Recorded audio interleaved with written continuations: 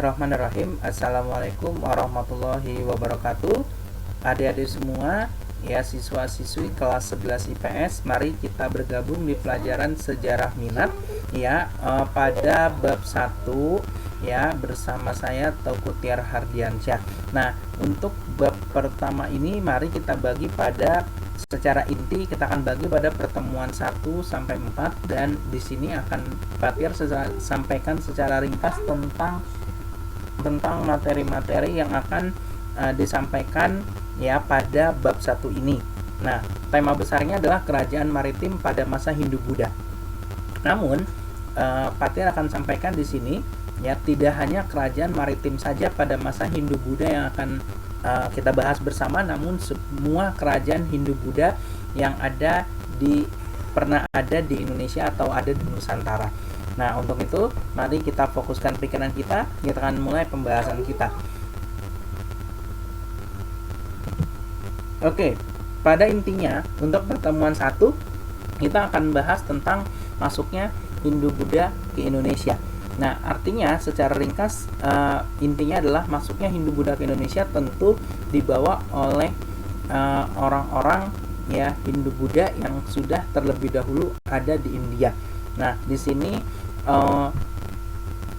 masyarakat Hindu-Buddha terbentuk karena adanya penggabungan dari ras Arya dan ras Dravida yang ada di India sana. Ya, sehingga nanti mereka masuk ke Indonesia lewat perjalanan ya, sehingga menyebarkan agama Hindu-Buddha di Indonesia. Nah, namun pada perjalanan waktu selanjutnya ya, artinya masyarakat Indonesia mulai menerima pengaruh Hindu-Buddha dan mulai tampak pada ciri utamanya adalah sistem kerajaan. Ya, sistem kerajaan yang kemudian berkembang setelah masa Praaksara. Nah, di sini kerajaan maritim Hindu-Buddha secara umum yakni ada Kutai, Tarumanegara, Sriwijaya, Singosari, dan Majapahit. Ya, dan kita akan membahas ini semua. Ya, untuk itu mari kita simak satu persatu. Namun intinya adalah kerajaan Hindu-Buddha semuanya akan kita bahas pada kesempatan kali ini. Nah, oke, kerajaan-kerajaan Hindu-Buddha di Indonesia. Nah, di sini ada ilustrasi peta Indonesia untuk kerajaan Kutai. Ya, tujuan dari mempelajari bab ini, kamu diharapkan mampu di sini yang pertama mendeskripsikan perkembangan kerajaan Hindu-Buddha di Indonesia. Yang kedua adalah mengidentifikasikan contoh peninggalan sejarah bercorak Hindu-Buddha di berbagai daerah di Indonesia dan mendeskripsikan ciri-ciri peninggalan sejarah bercorak Hindu-Buddha di berbagai daerah di Indonesia. Ya, jadi ada contoh peninggalannya dan ada ciri-cirinya serta kerajaannya. Ya, adik-adik sekalian, ini yang akan kita bahas. Nah, dari 4 pertemuan ini ya akan coba Pak Tiar ringkas pada satu video pembahasan kali ini. Nanti kita akan berdalam pada subbab-subbab di dalam kelas kita. Nah, kita lanjutkan ya anak-anak semua. Ini dia peta konsepnya ya kerajaan Hindu-Buddha di Indonesia. Jadi dilihat dari kerajaannya ya, lalu dari peninggalannya, dan nanti kerajaan bercorak Hindu-Buddha ini bisa kita lihat terdiri dari Kutai, Tarumanegara, Sriwijaya, Pajajaran, Singosari, Mataram kuno, Kediri, Majapahit, dan juga nanti mereka kita lihat dari politik, ekonomi, dan sosial budaya. Nah, dilihat juga dari peninggalan-peninggalannya berupa prasasti atau berupa candi. Nah, kita lihat di sini ya anak-anak semua, kita mulai yang pertama dengan kerajaan Kutai. Nah, kerajaan Kutai di sini berdiri sekitar tahun 400 sampai 500 Masehi, berarti pada awal abad ke-5. Nah, kerajaan ini merupakan kerajaan Hindu tertua di Indonesia, terletak di tepi Sungai Mahakam, Kalimantan Timur. Nah, di sini ada 3 raja ya. Yang pertama adalah Kudungga, Aswawarman, dan Mulawarman. Nah, di sini jadi ada 3 raja yang terkenal dan memang peninggalan utamanya adalah prasasti berupa yupa. Nah, ini tentang kerajaan Kutai. Nah, kehidupan ekonomi, sosial, dan budayanya di sini adalah ekonomi, bertani di sawah dan di ladang, beternak, dan perdagangan. Memang 3 hal utama ini lazim dijumpai pada kerajaan-kerajaan di Indonesia. Nah, lalu sosial budaya di sini kehidupan masyarakatnya sudah sangat teratur.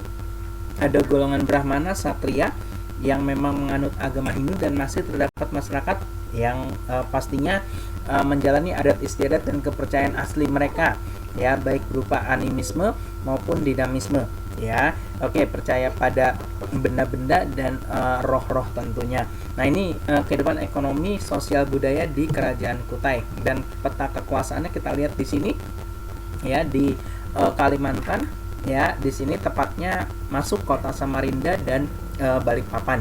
Nah, ini ya peta kekuasaan Kerajaan Kutai pada saat itu. Nah, yang kedua adalah Kerajaan Tarumanegara. Di sini kerajaan ini berdiri pada abad ke-5 di lembah Sungai Citarum, Jawa Barat, Bogor.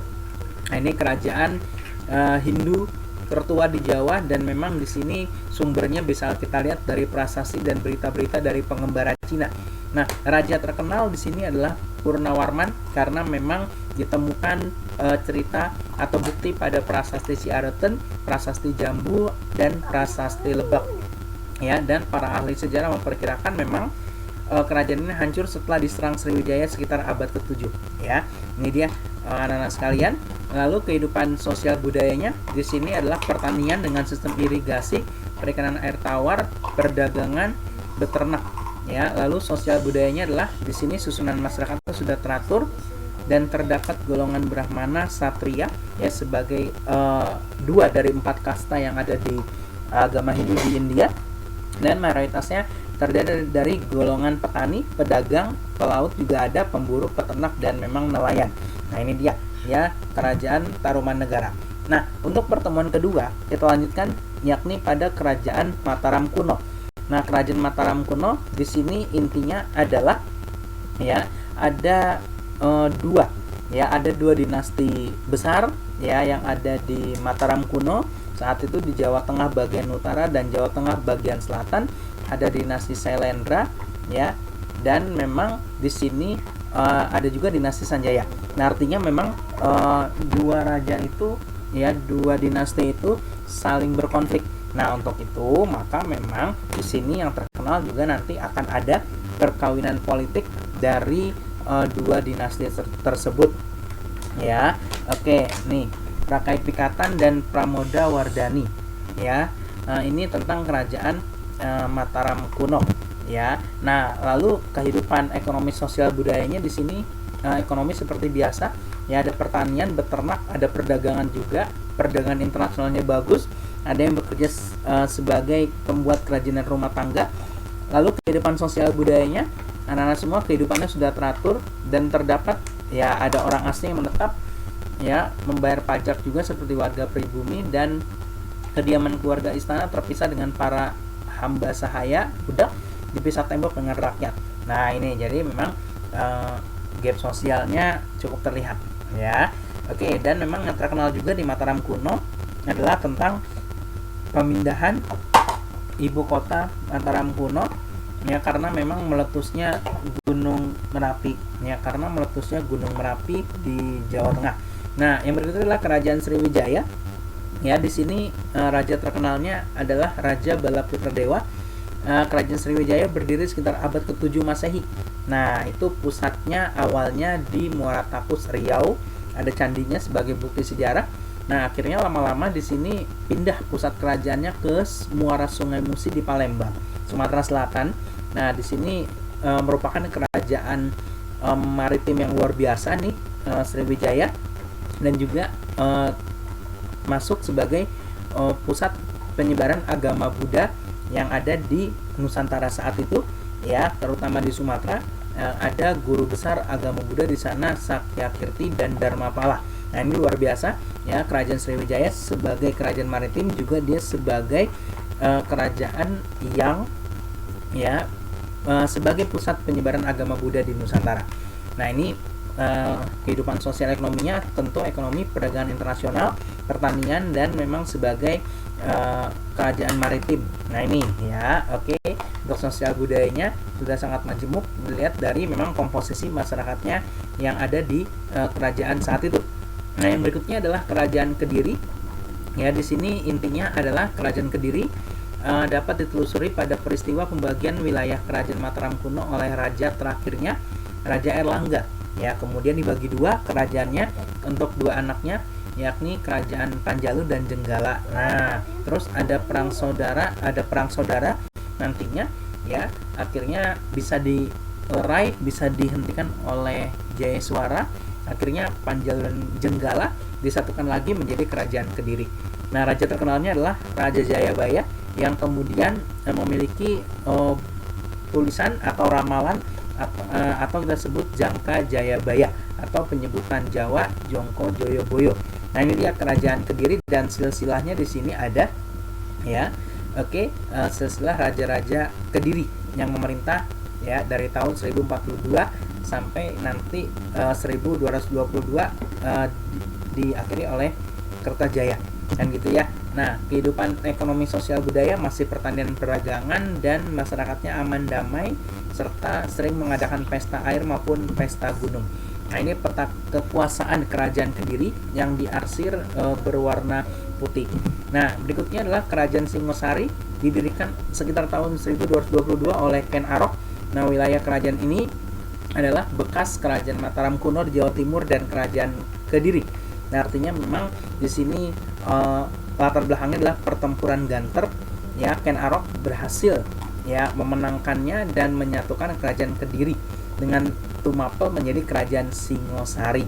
Nah, ini kemasannya terjadi pada masa Raja Kertanegara dan kehidupan ekonomi sosial budayanya masih didominasi oleh pertanian agraris ya, dan memang tentang sosial budayanya adalah ya struktur masyarakatnya terdiri atas keluarga raja dan bangsawan, rakyat umum, dan terdapat kelompok tetua agama Hindu dan Buddha di sana.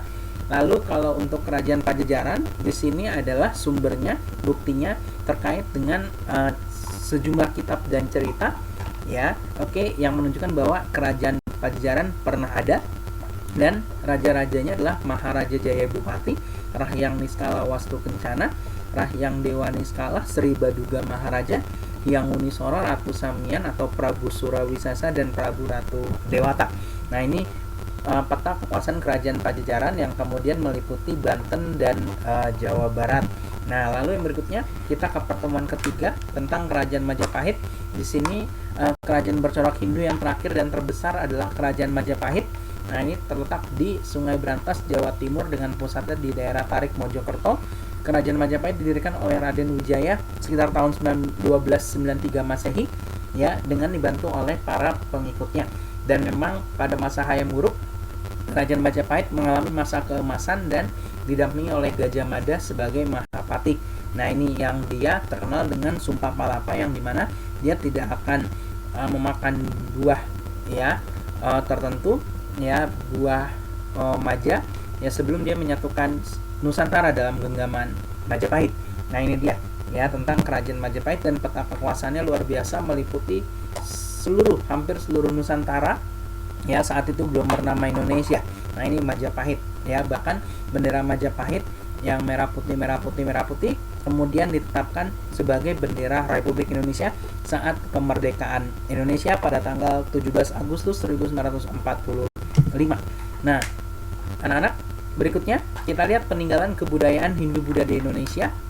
Di sini dalam aspek pemerintahan adanya model sistem kerajaan.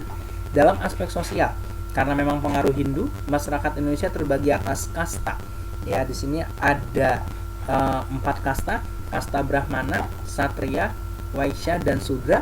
Ya, walaupun memang pembagiannya tidak seketat kasta di India, tapi masing-masing kasta di Indonesia memang punya hukumnya dan kriteria tertentu.